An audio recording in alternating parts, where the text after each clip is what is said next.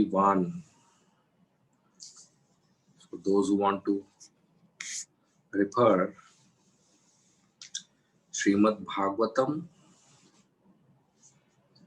Canto 8, Chapter 19, Lord Vamandev begs charity from Bali Maharaj, verse number 21.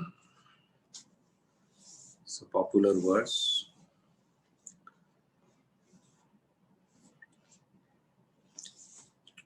Om Namo Bhagavate Vasudevaya. Om Namo Bhagavate Vasudevaya.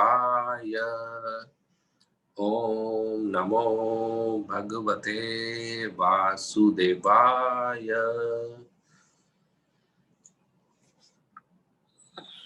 Reading from Srimad Bhagavatam, Canto 8, Chapter 9, verse 21.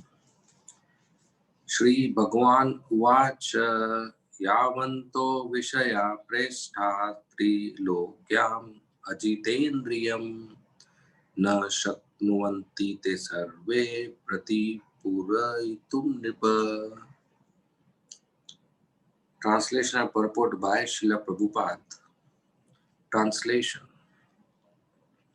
The personality of Godhead said, O my dear King, even the entirety of whatever there may be within the three worlds to satisfy one's senses cannot satisfy a person whose senses are uncontrolled. Purport by Srila Prabhupada.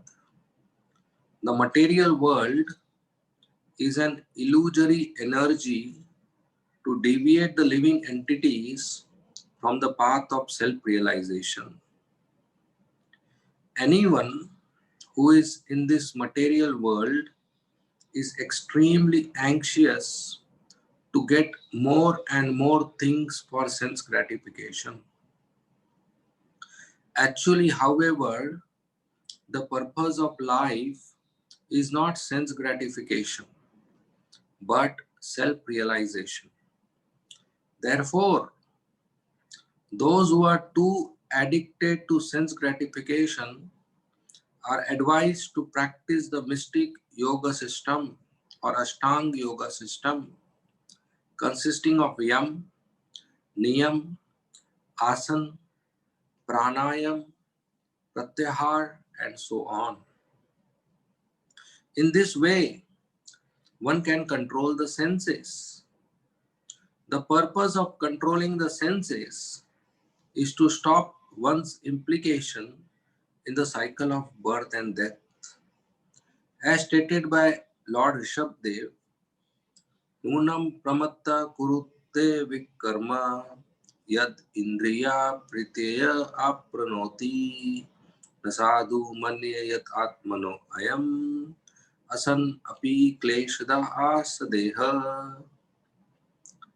When a person considers sense gratification the aim of life, he certainly becomes mad after materialistic living and engages in all kinds of sinful activity. He does not know that due to his past misdeeds, he has already received a body which, although temporary, is the cause of his misery. Actually, the living entity should not have taken on a material body, but he has been awarded the material body for sense gratification. Therefore, I think it not befitting an intelligent man to involve himself again in the activities of sense gratification, by which he perpetually gets material bodies one after another. Srimad Bhagavatam 5.5.4. Thus, according to Rishabdev, the human beings in this material world are just like mad men engaged in activities which they should not perform, but which they do perform only for sense gratification. Such activities are not good because in this way one creates another body for his next life as punishment for his nefarious activity. And as soon as he gets another material body, is put into repeated suffering in material existence. Therefore, the Vedic culture or Brahmanical culture teaches one how to be satisfied with possessing the minimum necessities in life. To teach this highest culture, Varnashram Dharma is recommended. The aim of the Varnashram divisions, Brahman, Kshatriya, Vaishya, Shudra, Brahmacharya, Grahastha, Vanaprastha and Sannyas, is to train one to control the senses and be content with the bare necessities. Here, Lord Vamandev, as an ideal brahmachari, refuses Bali Maharaj's offer to give him anything he might want. He says that without contentment, one could not be happy, even if he possessed the property of the entire world or the entire universe. In human society, therefore, the Brahminical culture, Kshatriya culture, and Vaishya culture must be maintained, and people must be taught how to be satisfied with only what they need. In modern civilization, there is no such education. Everyone tries to possess more and more, and everyone is dissatisfied and unhappy. The Krishna consciousness movement is therefore establishing various farms, especially in America, to show how to be happy and content with minimum necessities of life and to save time for self-realization, which one can very easily achieve by chanting the Maha Mantra Hare Krishna, Krishna Krishna, Hare Hare, Hare Rama, Rama Rama, Hare Hare. Om Agyantimirandasya Jnananjana Shalakaya Chakshu Unmilitam Yena Tasmai Shri Gurave Namah. Nama Om Vishnu Padaya Krishna Prishthaya Bhutale Srimate Bhakti Vedanta Swamin Iti Namine. Namaste Saraswati Deve Gauravani Pacharine Nirvishesha Shunyavadi Paschatya Deshatarine. Jai Shri Krishna Chaitanya Prabhu Nityananda Shri Advaita Gadadhar Srivasadi Gaur Bhakta Vrinda. Hare Krishna, Krishna Krishna, Hare Hare, Hare Rama, Rama Rama, Hare Hare.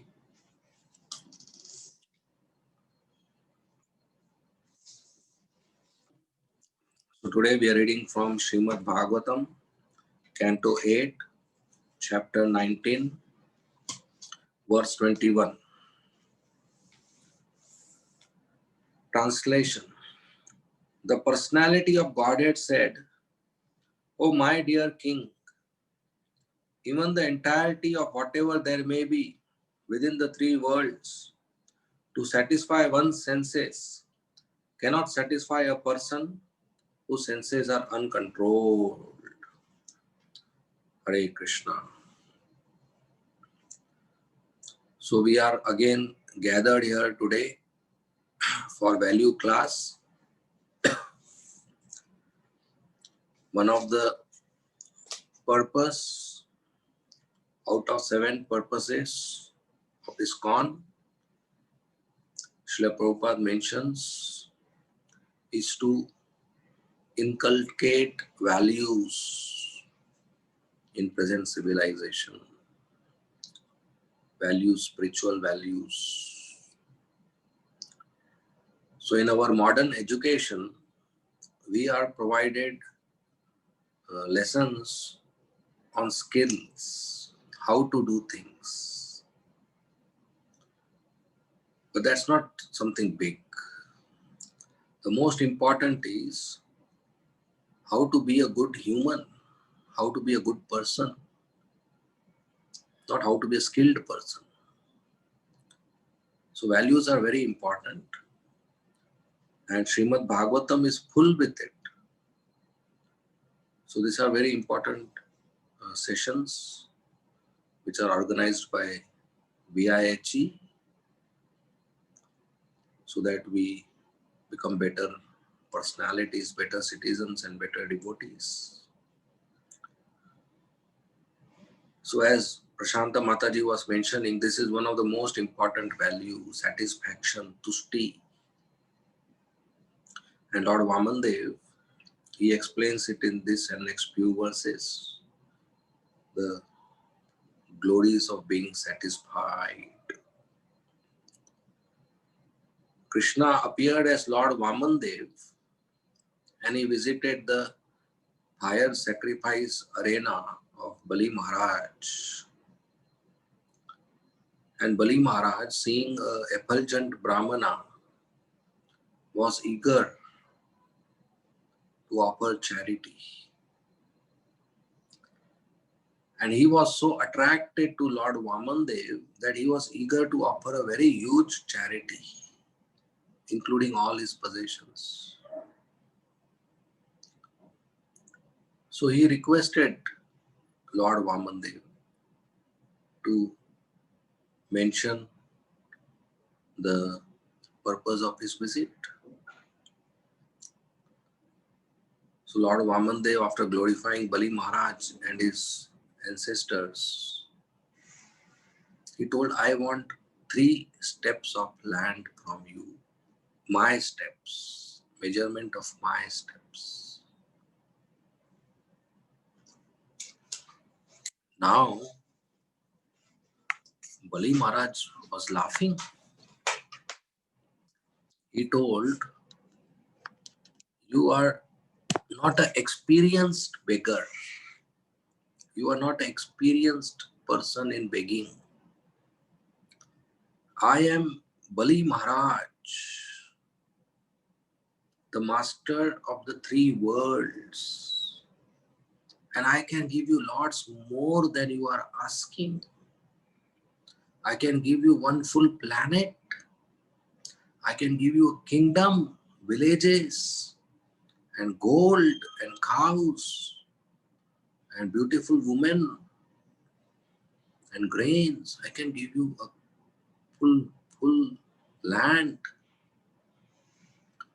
But you are asking just 3 steps, and that too your 3 steps. Vamandev's height was less. He was dwarf Brahmana. Your 3 steps. Please revise your asking. Ask me in such a way that henceforth you will not have to ask anybody in your life. So Lord Vamandev replied with this verse, essentially saying that a person who is not satisfied with what he obtains will never be satisfied if he gets the whole universe, if his senses are uncontrolled. Our senses are like that. When they are uncontrolled, even the whole universe will be less. A greedy person, you give him whole earth planet as a gift and he will say, where is the moon? I want moon. And already that is happening in human society. All the big countries are planning to go to moon and get some benefit. So that's not a good life. That's not good character. In Bhagavad Gita, one of the qualities is mentioned is tushti. Tushti means satisfaction.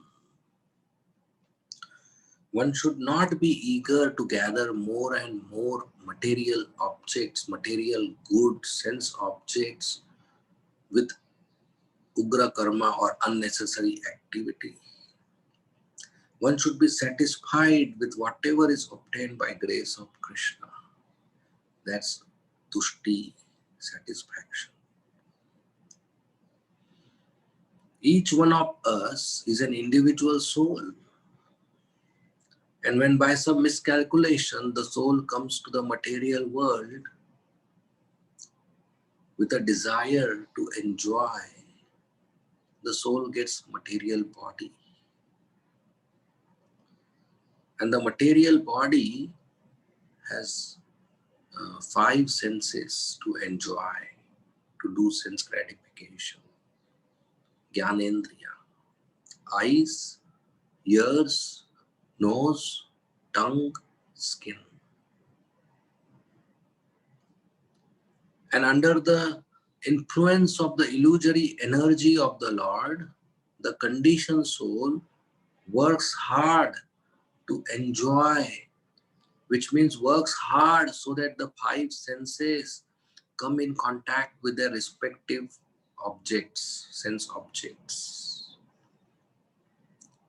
The senses are five, but there are millions of sense objects for each of the senses. And the jiva works hard so that the eyes come in contact with some beautiful scenery, something beautiful to see. The ears come in contact with some melodious music to hear. The tongue come in contact with something tasty to eat. The nose come in contact with some good fragrance and perfume. And the skin wants to come in contact with some soft object to touch and play. So five senses, but there are unlimited sense objects. And the hard work we do, the effort we put so that the senses come in contact with sense objects, that's called karma. And the whole process is called sense gratification.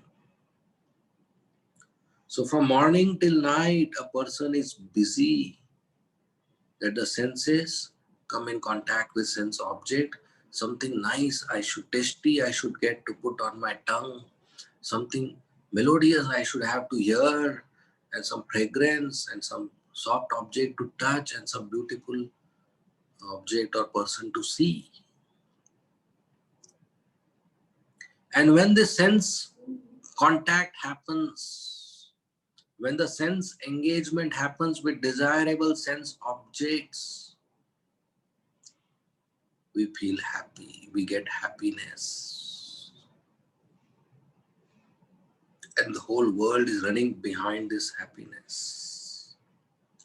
The soul characteristically is Sat, Chit, Anand, eternal, full of knowledge and full of happiness, Anand. So coming to the material world and covered with the material body, the soul is searching for that Anand. And under the influence of illusion, one gets Anand, one gets illusory happiness by coming in contact with sense objects. But it's illusory, it's false, it's not real happiness. We should know that. If I take some sweet, say peda or laddu, rasgulla, gulab jamun, I take a sweet and put it on my tongue, I feel happy. Now from where is this happiness coming? Is it coming from the peda or gulab jamun? I guess many of you must be knowing how a gulab jamun is made. There is sugar, there is ghee, there is fire, there is powder, maida, so many different ingredients. So when you make gulab jamun, you add these ingredients, sugar, maida, ghee, powder, whatever. Do you add happiness? No. Nobody adds 2 kilogram happiness to gulab jamun. So the object gulab jamun contains sugar, contains powder, contains maida, contains ghee, contains milk. Does it contain happiness? No, the object does not contain happiness. So that sweet, that gulab jamun which does not contain happiness, if I put it on my tongue, what goes inside me is sugar and other items. But I didn't put happiness on my tongue, but still I felt happy. So from where did this happiness come when it is not part and parcel of gulab jamun? It's false happiness. Happiness is not available in any material object, in any sense object. It's false. Why? Because in our heart, there is a list of desires. How many? 10, 20, 50? No, unlimited list of desires. Millions of list of desires. Millions of desires. And one of the desire is to eat gulab jamun. So when I pick up a gulab jamun, put it on my tongue, one task is fulfilled, one desire is fulfilled, tick mark, check mark. And whenever there is tick mark, we feel happy. One list is covered, one part of the list is covered, one task is done. So happiness is not there in sense object. Happiness is not there in sense connection. Happiness is not there in eating gulab jamun. Happiness is obtained because of fulfillment of desire. Fulfillment of desire. It's not part, it's not item which we get. It is not something substantial which we receive. It is illusory, it is false.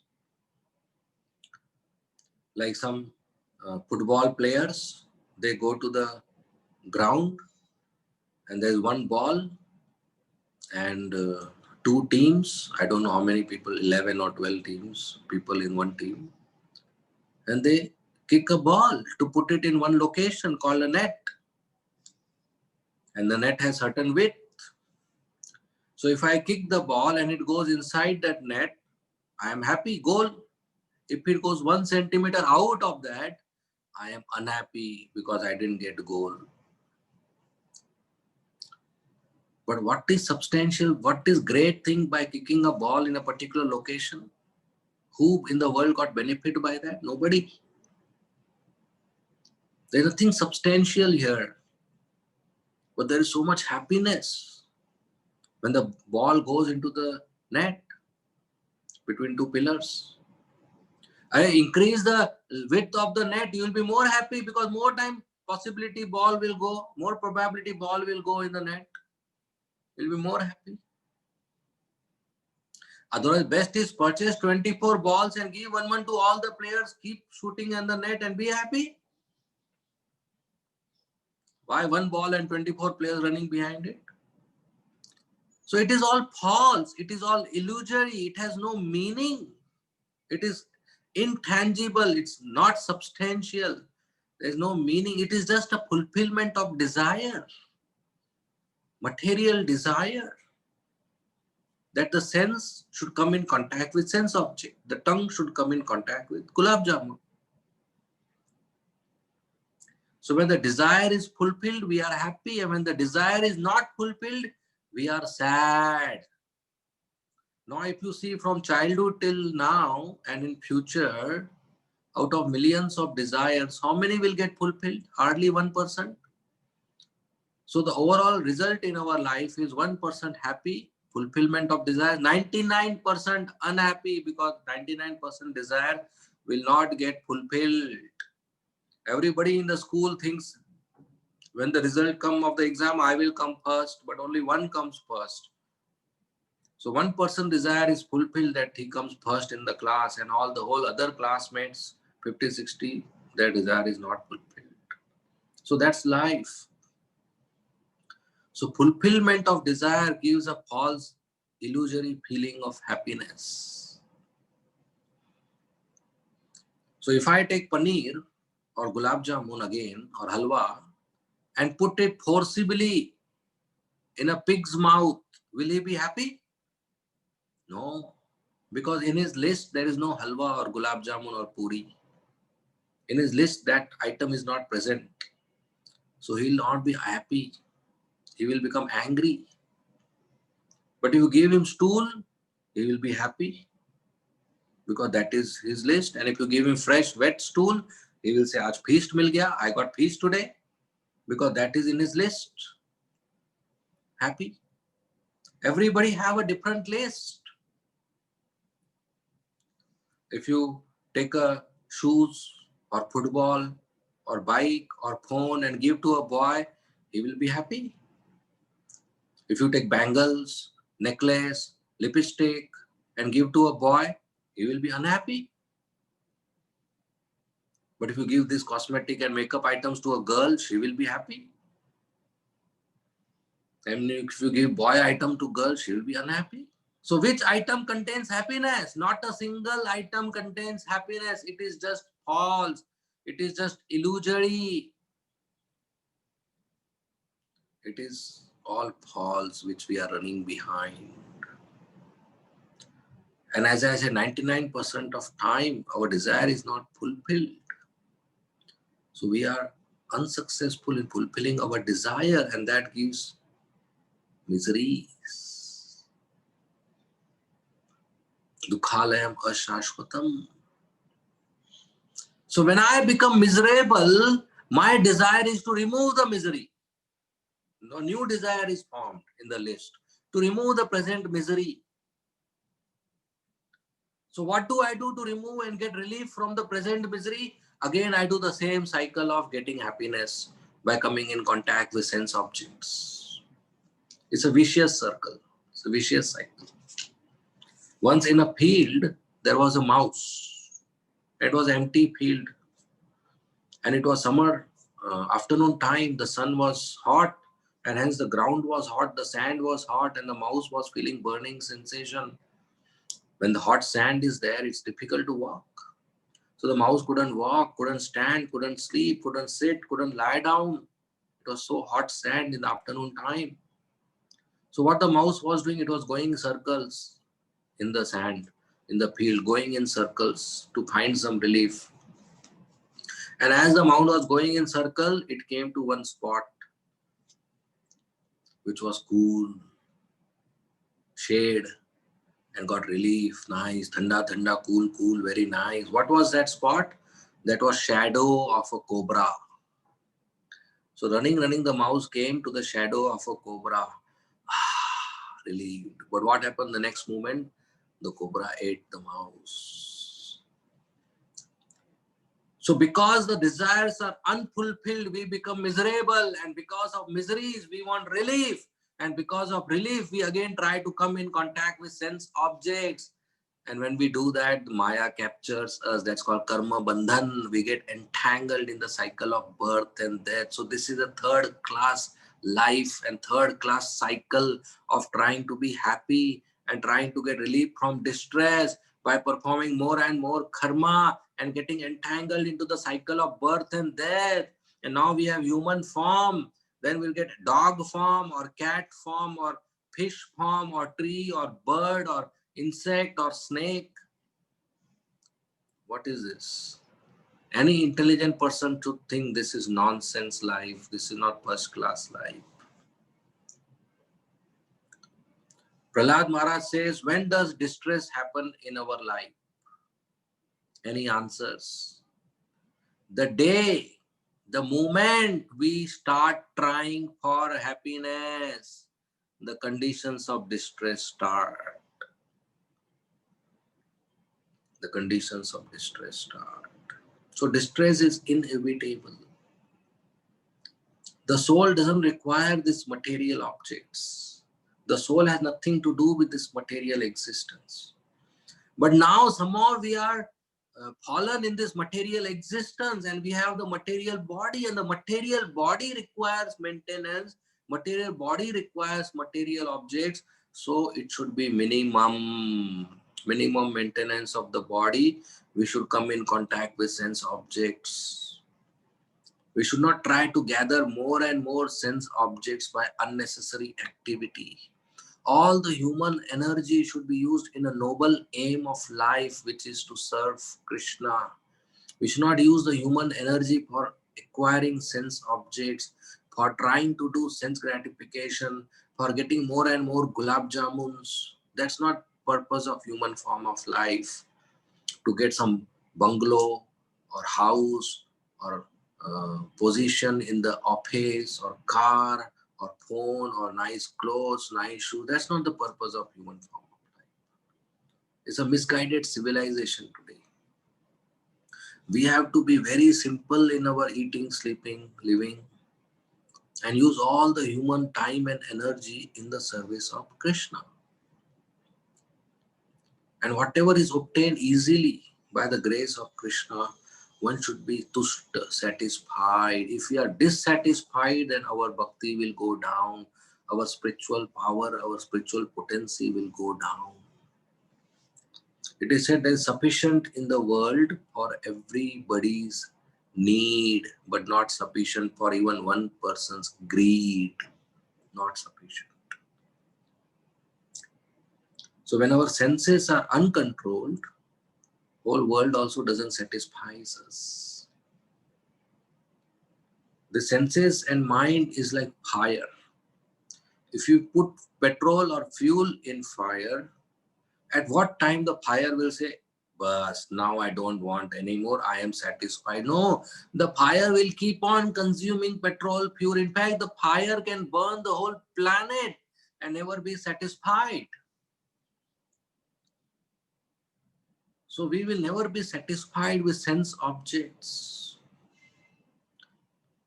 But there is a genuine need of happiness because the soul is Satchit Ananda. And that actual happiness happens when we come in contact with Krishna, when we get higher taste. When we serve Krishna, then actual satisfaction happens. Materially, we'll never be satisfied.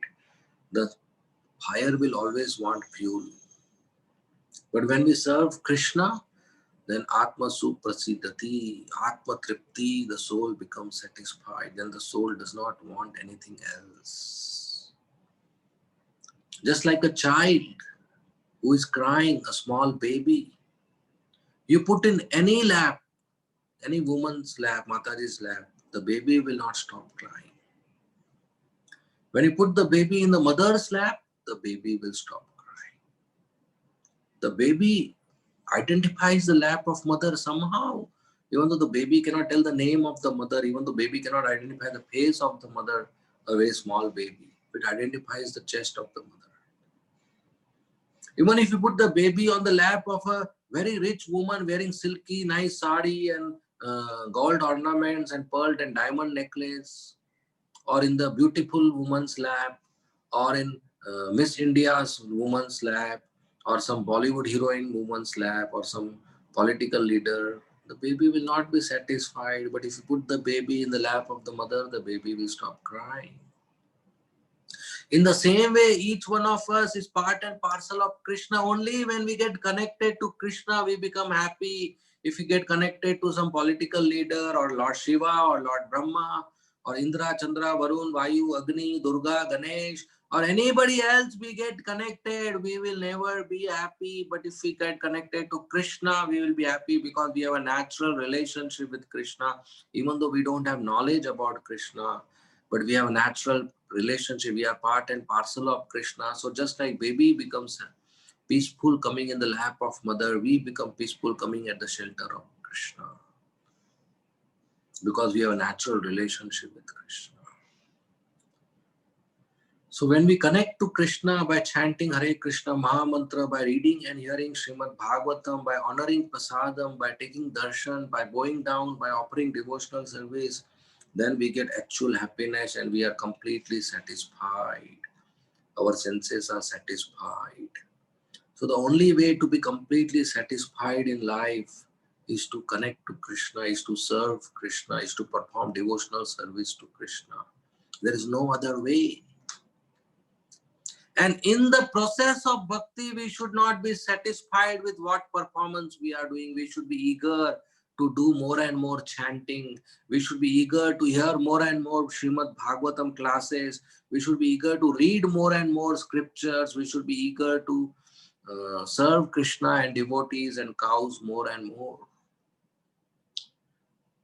So we should be not satisfied with our progress in bhakti, in the sense that we should be eager to do more and more. And the spiritual energy is like that. When we serve Krishna, automatically we are encouraged to do more for Krishna.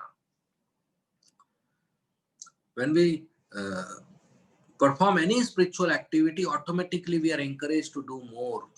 That's not with material activity. If you go and watch a cinema, you're not encouraged to watch it again after coming out of the cinema theater. Let's go again, same watch, same cinema. No. But if you take darshan of Shyam Sundar, you are eager to take it again. You read Bhagavatam, you are eager to hear again, read again, chant again. Spiritual energy encourages us to do more and more. And by that we forget all material pains. Once Sri Chaitanya Mahaprabhu in Jagannath Puri sent a message to Sanatana Goswami to please come and meet me. So afternoon time, Sanatana Goswami went and met Chaitanya Mahaprabhu. So Chaitanya Mahaprabhu asked him, how did you come? Which path you came? And Sanatana Goswami said, I came through the beach path. Chaitanya said, why did you take a long path? There's a short path directly from the main road. Sanatana Goswami is so humble, he said, if I come from main road, many visitors and devotees are there who are going to take darshan of Lord Jagannath. If by mistake they touch me, then they will become impure because I am very impure person, and that will be offense because they are going and taking darshan of Lord Jagannath. So I avoided the main road. Chaitanya was so pleased with his humility. So then Chaitanya said, it is afternoon time. From the beach path you came. The sand is hot. Didn't you feel any burning sensation? He said, no. Chaitanya said, show me your feet. And when he saw the feet, big blisters, well, there are so many. Even if one blister we have when we do Govardhan Parikrama, we can't walk forward. And here he had hundreds of blisters. Big blisters, bubbles. Chaitanya said, so many blisters, you didn't feel pain. And Sanatana said, no, my dear Lord, the eagerness to meet you was so much joyful that I didn't realize the pain of these blisters. So when we serve Krishna, all these material pains and material desires go away. So we should always be eager to serve Krishna. After Krishna lifted Govardhan hill for 7 days and kept it back, somebody asked Govardhan hill that how did your 7 days go? Because Indra was sending so much of weapons and Vajra, thunderbolt and ice and fire and storms and chilly winds and water drops equivalent to a pillar. It must be heavy and painful, distressful. Govardhan said, oh, I didn't realize all this distress. Why? Because below me was a very small and soft finger. So soft that all these heavy weapons I didn't experience. That is tiny Krishna's finger touching Govardhan. But that softness, that nectar in comparison was so high that the material distress was not experienced. So when we serve Krishna, when we develop higher taste, when we get connected to Krishna, all these material desires and pains don't affect us. We continue to perform our duties in Krishna consciousness. And such a devotee, Krishna reciprocates with him. And whatever Krishna gives us, whatever he reciprocates with us, we should be completely satisfied. It should not happen that in our heart we think that Krishna is so merciful, he reciprocated with me in this way, but actually I deserve more, he didn't give me. Or I did so many Ekadashis and Janmashtmis and Nirjals and chanting, he should have given me more. Or I chant 16 rounds every day, why mosquitoes are biting me, he should protect me. So if we think that we deserve more than what Krishna has reciprocated, we will lose faith in Krishna. It will be offensive. We'll think Krishna is imperfect master. So we should be completely satisfied, never dissatisfied with the reciprocation Krishna gives. Sometimes our prayers are answered in a way we want, and sometimes they are just, Krishna remains silent. He doesn't answer the prayer as we want. And in both the cases, we should be satisfied. When Indra came and offered prayers, Krishna spoke to him and gave him instructions. And Indra was satisfied. When Kunti Maharani offered prayers to Krishna, he just smiled. He didn't speak to her, he just smiled. And she was satisfied. When Brahma came and offered prayers to Krishna, so beautiful prayers, Canto 10, 14 chapter. Krishna didn't even speak anything or smile at Brahma. Brahma came, offered prayers. Krishna had no response and Brahma left but completely satisfied. So sometimes we go to the deity and offer prayers. Of course, he listens, but he may not reciprocate the way we expect. He will just smile, or he'll not speak, or he will do something. We should be completely satisfied that, my dear Lord, whatever you do is good for me. Thank you very much. We should not have dissatisfaction with the reciprocation of Krishna. Krishna is a very merciful Father. He knows what is good for us. We don't know what is good for us. So we may pray anything. But He knows what is good for us and what we deserve, and He provides. He has provided everything already. The oxygen we breathe, the fire, the water, the sky, the earth, the fruits, the vegetables, everything He has already provided. When we were born, if we were given a pen and paper, okay, what all you want, put a list. Would we be able to write mango and chiku and apple and flower and two eyes and two hands? No, we don't even know what we want. He has already given us perfectly. So now it's our duty to serve Him and be satisfied with whatever He gives. The master has already given everything to the servant. Now the servant should serve the master unconditionally, not keep expecting more and more and be dissatisfied if his desires is not fulfilled.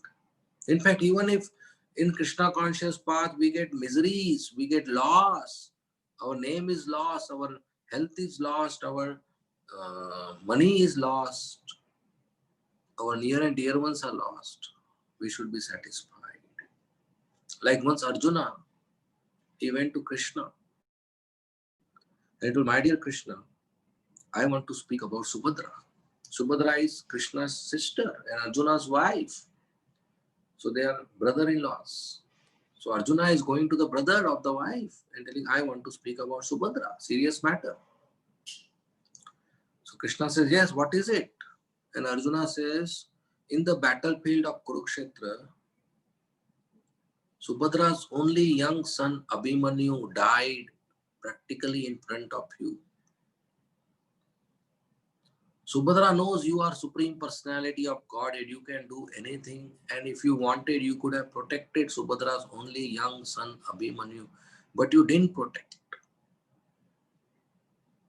My dear Krishna, I want to tell you, in spite of that, Subhadra's love for you has not reduced. She is satisfied with this reciprocation.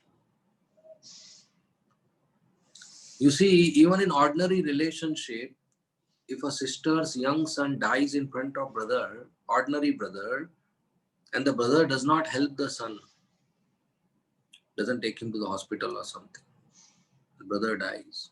That sister and brother, the son dies. That sister and brother relationship will be finished. The sister will never talk to the brother that when my son was dying, you didn't help. And here there is a sister whose son is dying in front of brother who is Bhagavan, Supreme Personality of Godhead, who can do anything and everything and even make dead person alive.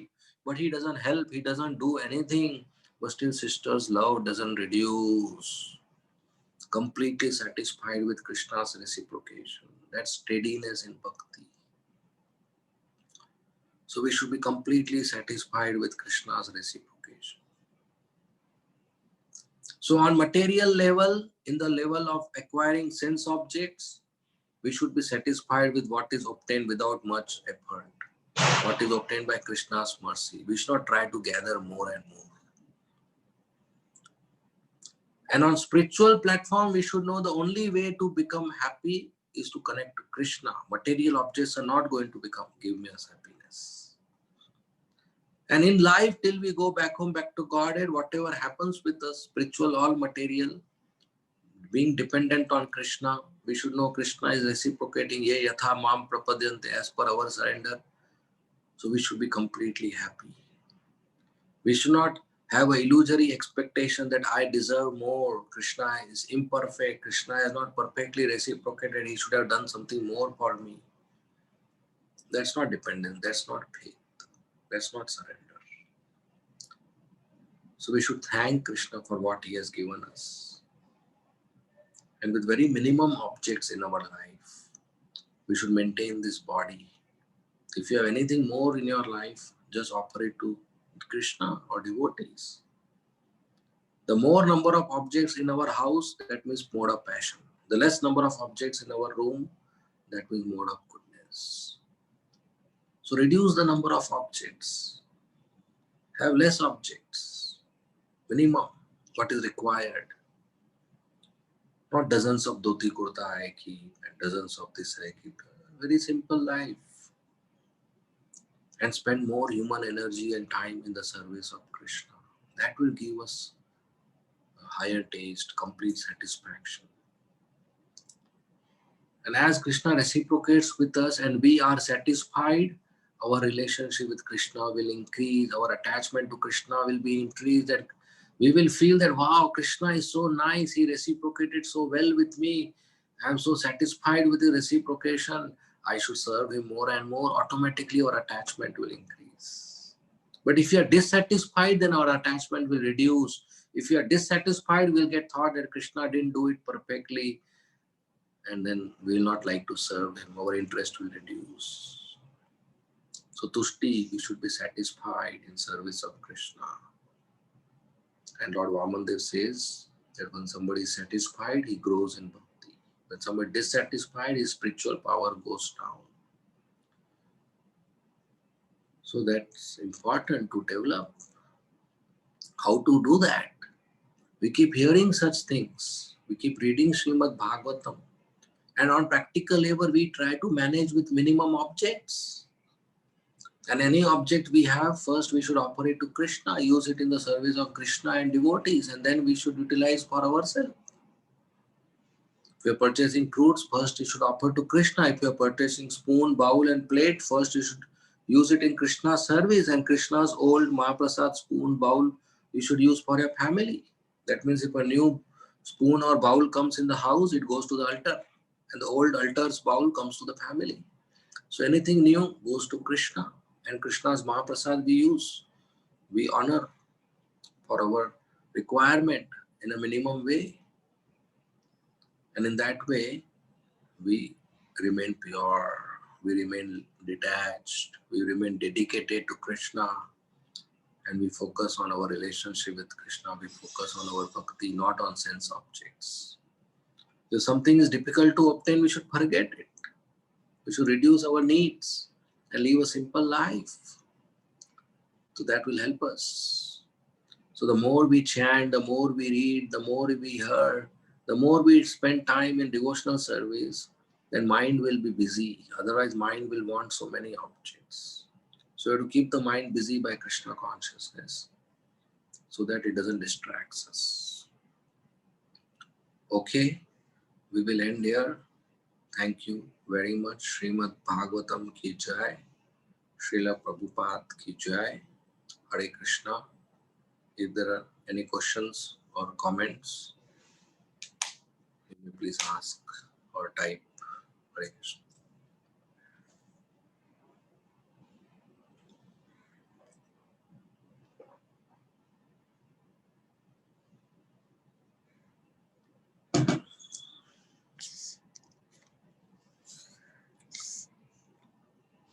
Yeah, so those who have questions, they can unmute themselves on Zoom and ask. Are there any questions, or everyone is too satisfied?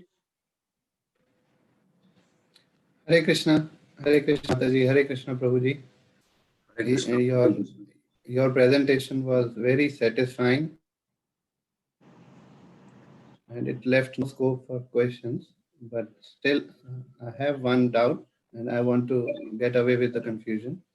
Actually, when we buy anything, we are looking for happiness in this thing. You know, whenever I'm even sitting on a chair, I want a comfortable chair, a comfortable backrest.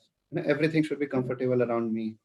So then also I'm looking for happiness everywhere in small things. I should have a nice water bottle also, a nice car, and the car seat should be comfortable. I'm looking for a backrest on a car seat also. And like these, I'm looking for thousands of things which give me happiness like gulab jamun. And I'm sure that there is no happiness in the backrest.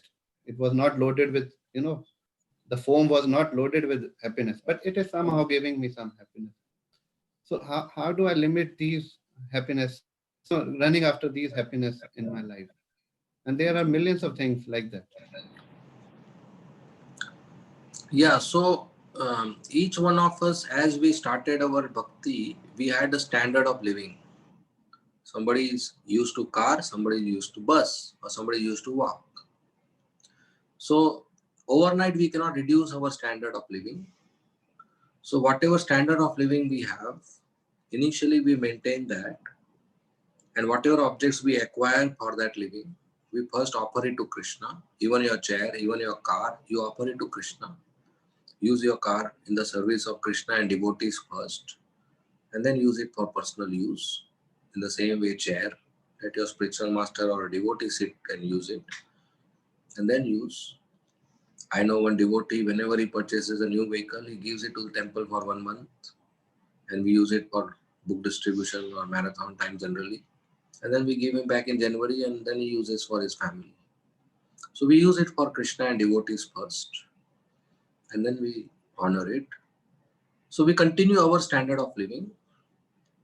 As we advance in bhakti, jnana and vairagya, detachment occurs, so we start reducing. As we advance in bhakti, automatically the need reduces. Like we give up onion, garlic. So we give up luxury, we give up comfort, we prefer a simple lifestyle. So whatever that is, we live like that. So the more we get attached to Krishna, so the purpose of whole process of Krishna consciousness is to get attached to Krishna. By throwing your car out or you're throwing your seat outside, you will not become a devotee. You will not spiritually advance by throwing objects. We spiritually advance by using those objects in Krishna's service and being detached to them in our heart. So we dovetail everything we have in Krishna's service and gradually hope for the stage of life called sannyas, where we will live very simple, detached life, detached from all such luxuries and opulence and family, and just absorbed in Krishna. So a grahastha and the sannyasi would have a different lifestyle. A grahastha will require an apartment. That's okay, but he uses that apartment as a temple in the service of Krishna. And a sannyasi should not have an apartment, and he should just live simply. And in ISKCON case, whatever ISKCON society provides, a brahmacharya sannyasi should be happy with that, whatever is provided by the temple, and continue his devotional service. Thank Is you that so much, clear? Prabhuji. Yes, answer is very clear to me. Thank you so much. Hare Krishna. Hare Krishna Prabhuji, can I ask a follow-up question? Yeah, sure. So in the case of a chair or water bottle, do you mean we just offer it mentally to Krishna first before we use it? We In just case, offer mentally, like in the mind, we sing some mantras and offer it to Krishna, to the deities. in case of water bottle, you are asking what you said? Just in the case of a chair, water bottle, some Yeah, utility. yeah. So if we have deities at home or a photo of the deity altar, we can offer it in front of the altar. No problem. Okay, but what about like And things like sorry.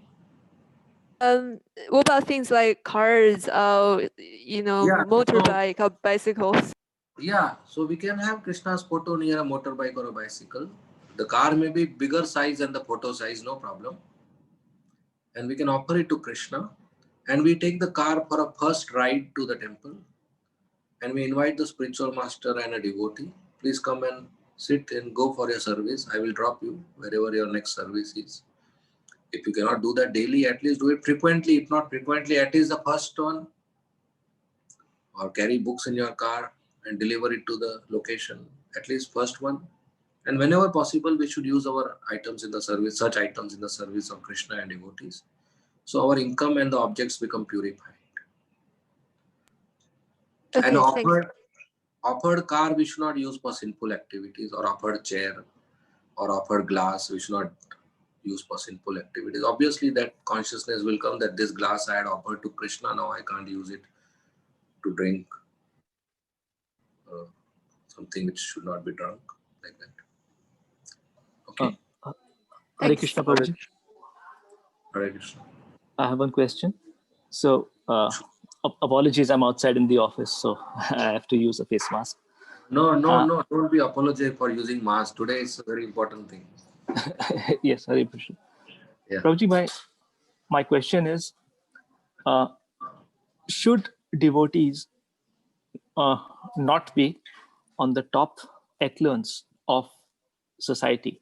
I mean to say maybe going to the best education institutes or doing the best jobs, or like being CEOs or being the top professionals, because a lot of these things requires one to strive or to be ambitious. So if you look at this concept from satisfaction perspective, so should it be that devotees should not be part of these activities or professions which are like high demand kind of professions? Yeah. So Krishna wanted Yudhishthira Maharaj to become king of the entire planet.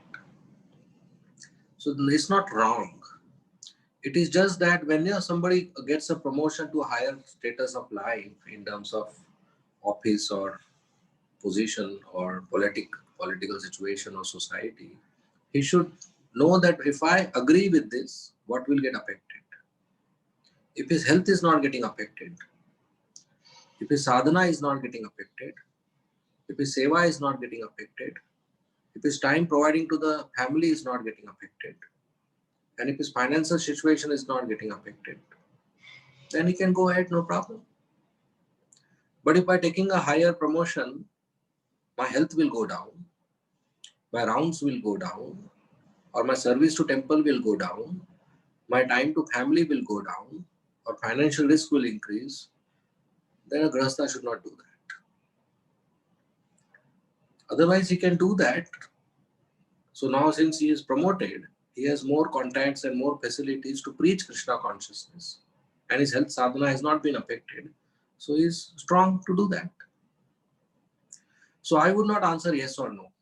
I would say an individual should take a decision based on these 5 factors: health, sadhana, seva, family, finance for a grahastha. For a brahmachari or sannyasi, he should not be interested in all this because he has already given up material possessions. So it's an ashram decision. So it should not affect your present Krishna consciousness and your present body and family. Then become the king, become the prime minister. I'll give you vote, no problem. Is that okay, Prabhu?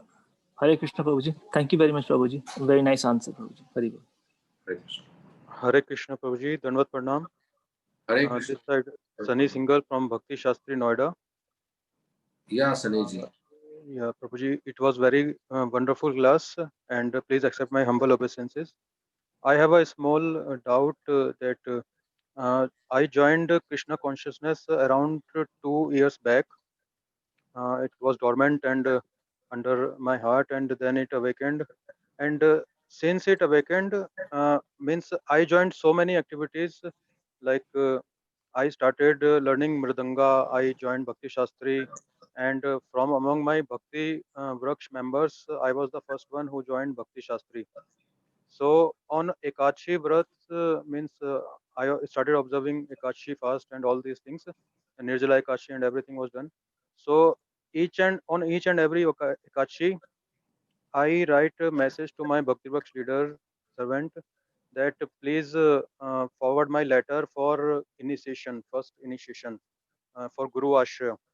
And his answer is like, Prabhuji, we have seen you in one season. Please let more seasons pass, and based on your bhakti means we will analyze.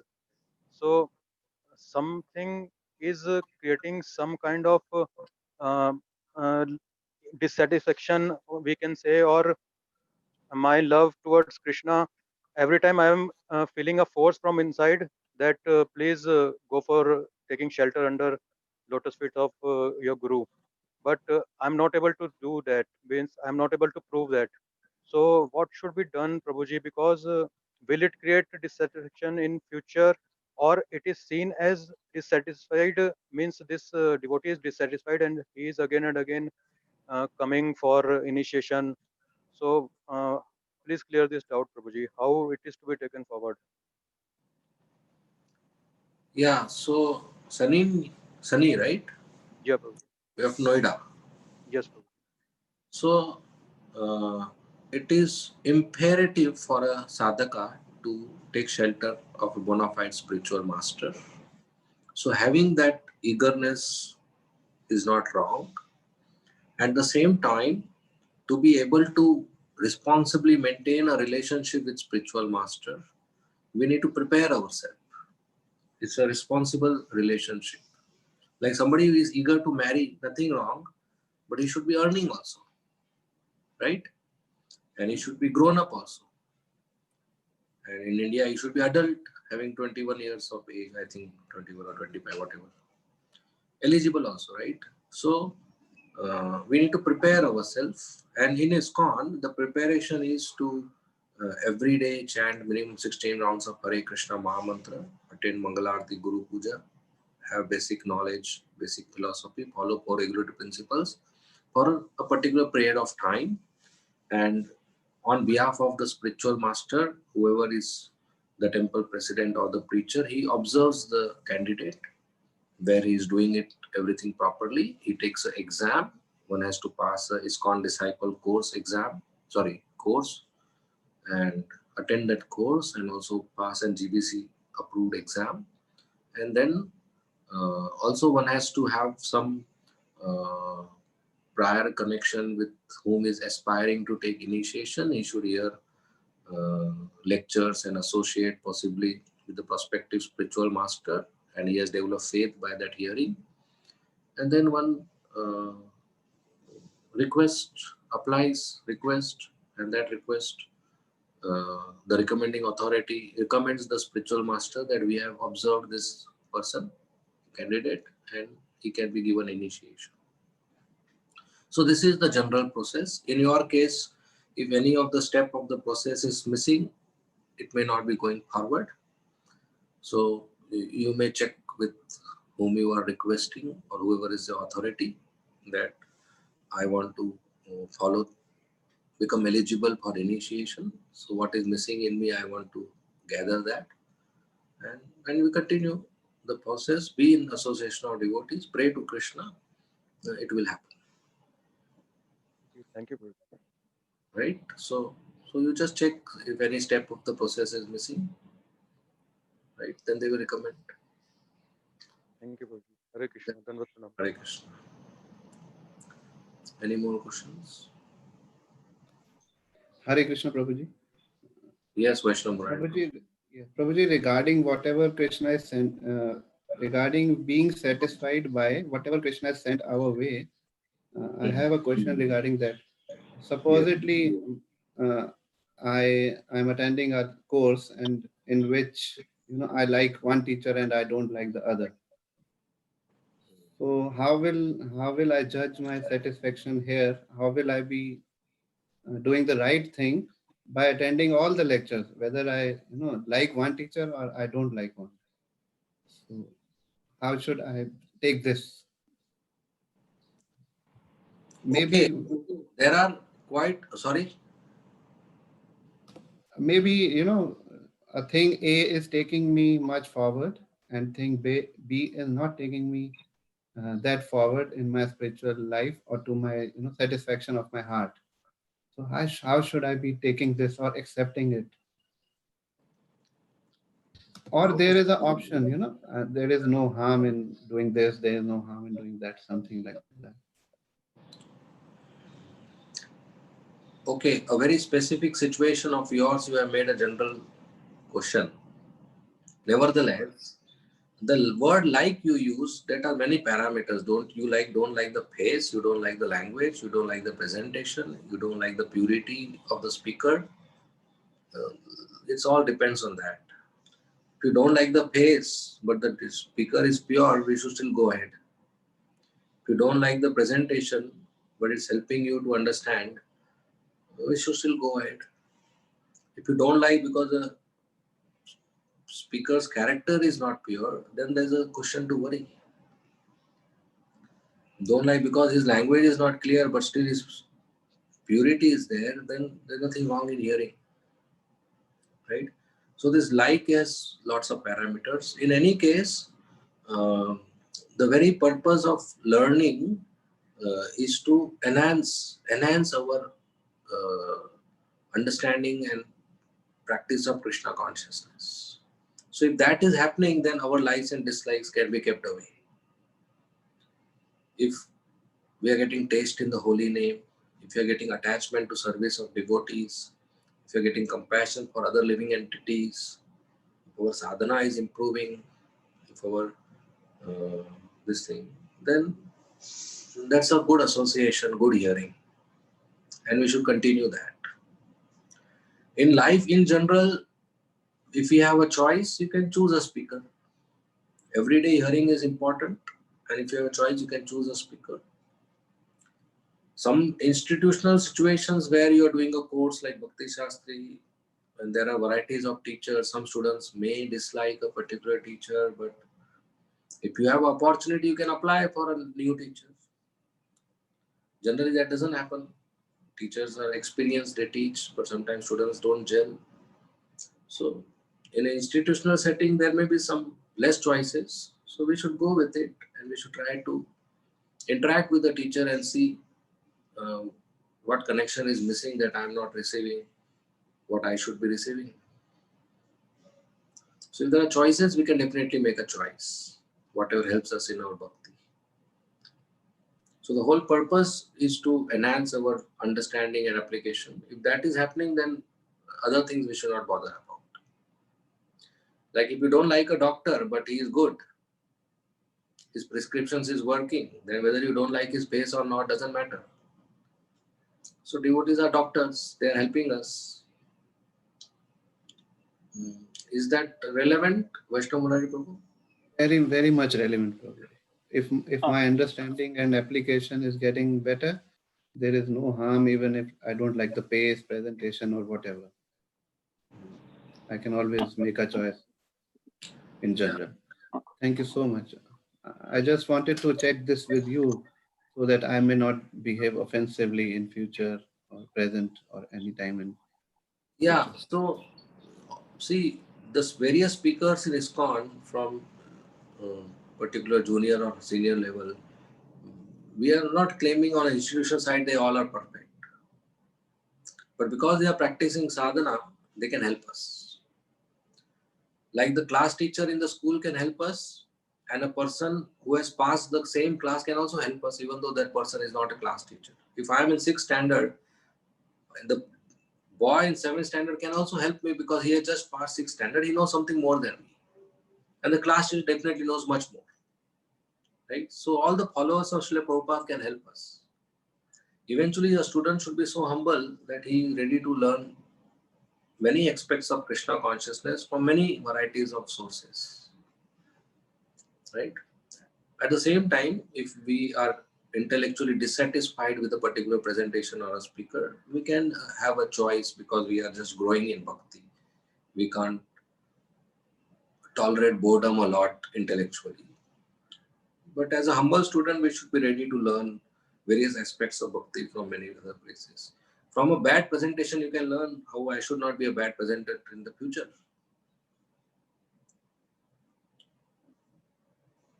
Is that okay? So much okay, Prabhuji. Thank you so much.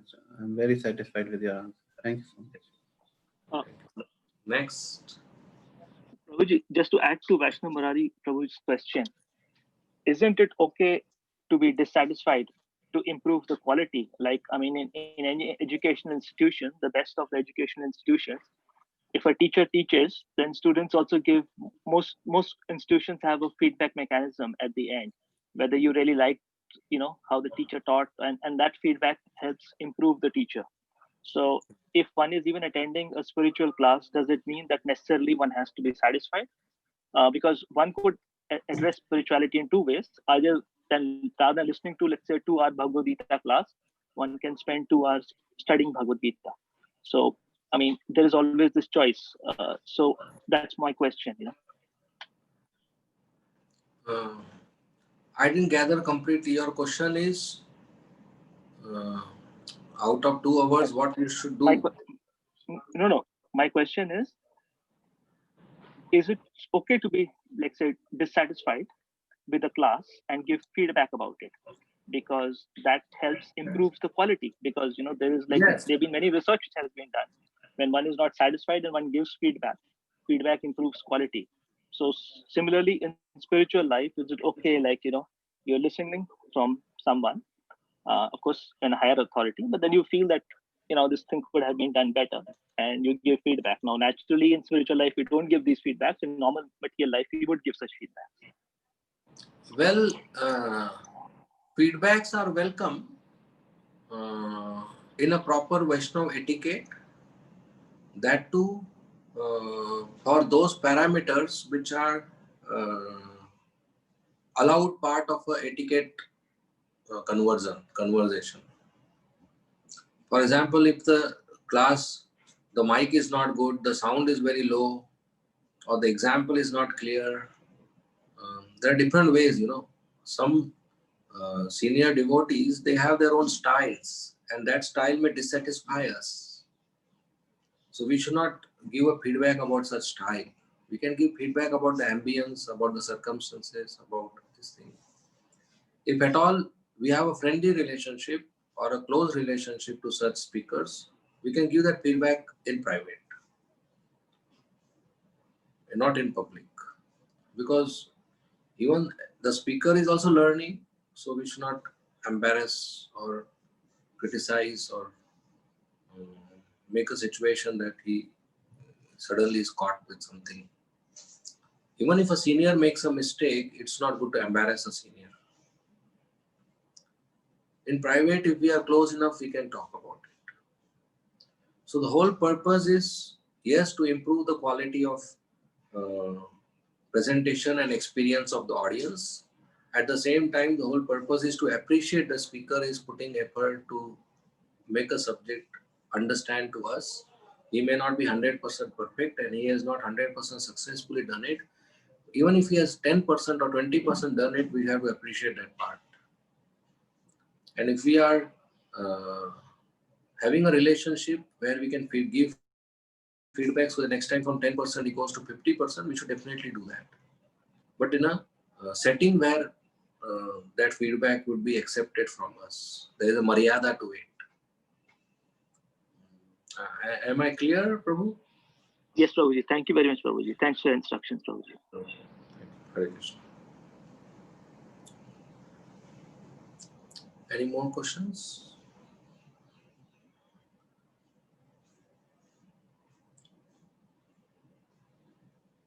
Okay, I guess Mataji, Prashanta Mataji will end here.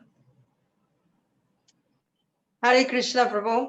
Thank you for the very good A very, presentation. very, very wonderful class, Prabhuji. Thank you, Mataji. It's amazing. So purifying it is. I am so much indebted to you for wonderful classes you are arranging.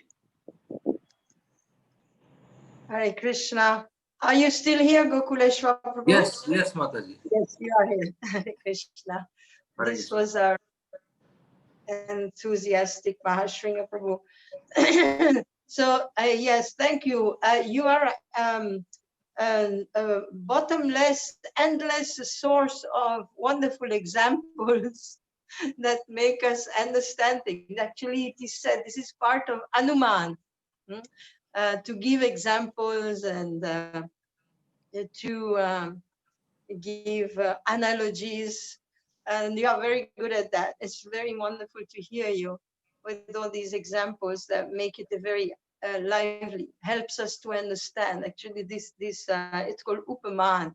This Upaman is a part of Anuman, and it's considered very, very valuable for teaching, including for teaching Shastra, because most of the topics that we speak in Shastra are not like daily topics, and they are unknown to us. So they always have to be compared to something simple that we know, so that we can somehow get a clearer understanding. So Anuman is very, very, Upaman is very, very useful. So thank you for that. And very nice answers to the questions.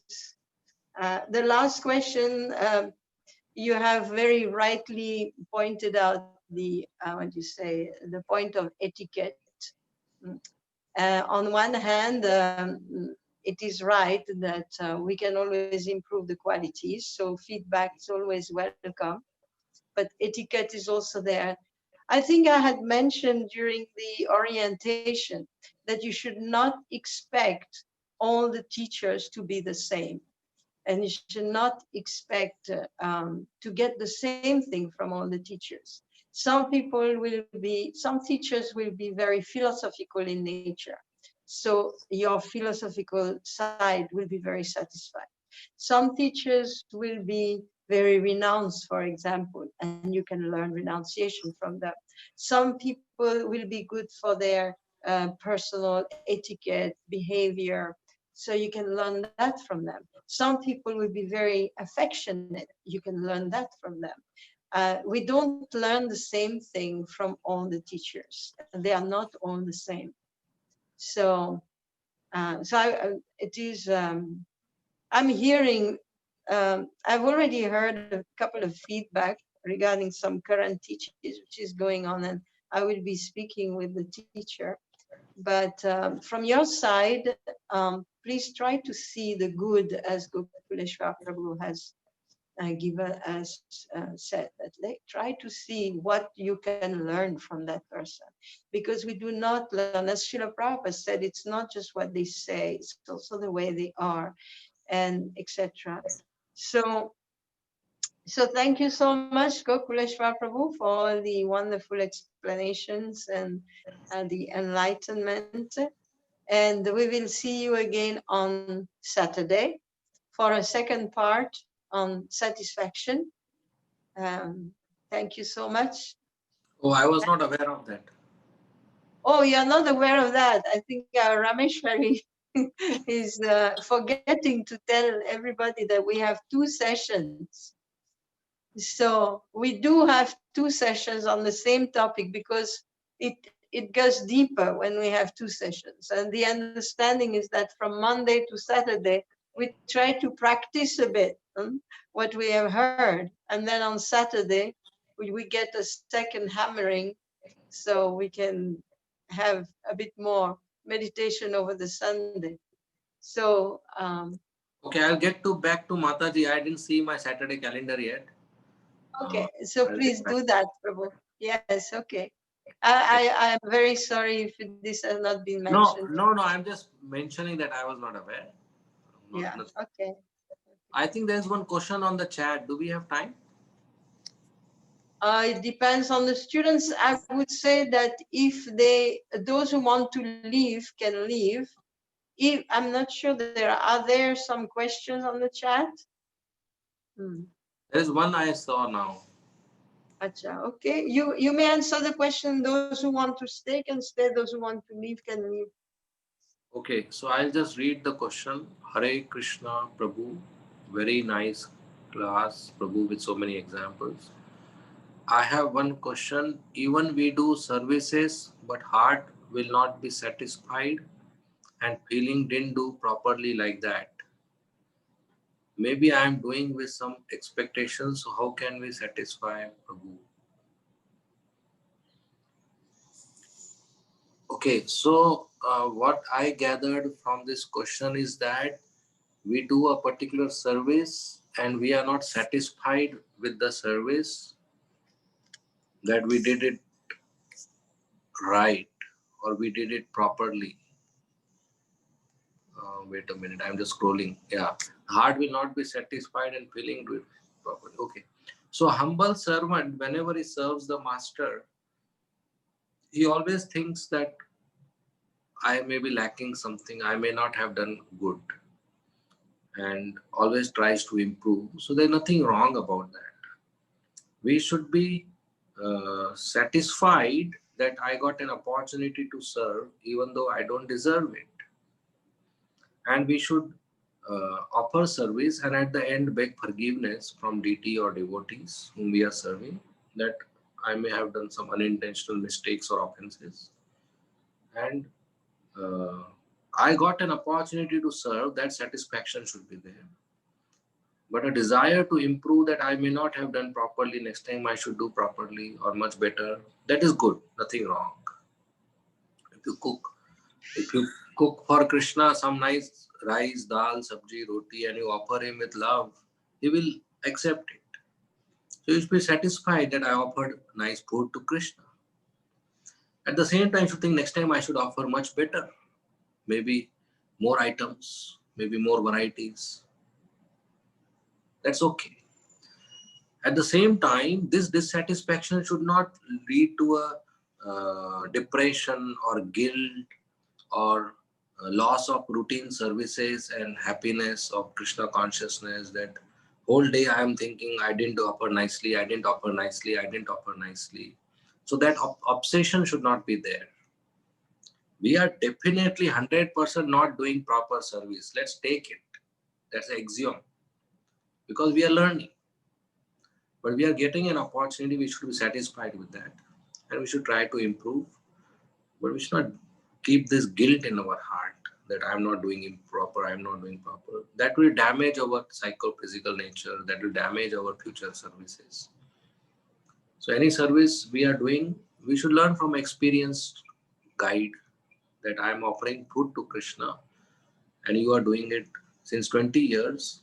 So can you please advise how I can improve it? And under experienced guidance, we do it properly. So that's my response to this question. Okay. Thank you, Prabhu. Thank you so much. Hare Krishna. Okay, we'll end here. Thank you very much. Srimad Bhagavatam ki jai. Srila Prabhupada ki jai. Hare Krishna. Hare Krishna. Hare Krishna, Prabhu. Hare Krishna. Thank you, Prabhu. Hare Krishna, Prabhuji, Dandavat Pranam. Thank you for the class. Hare Krishna, Mataji.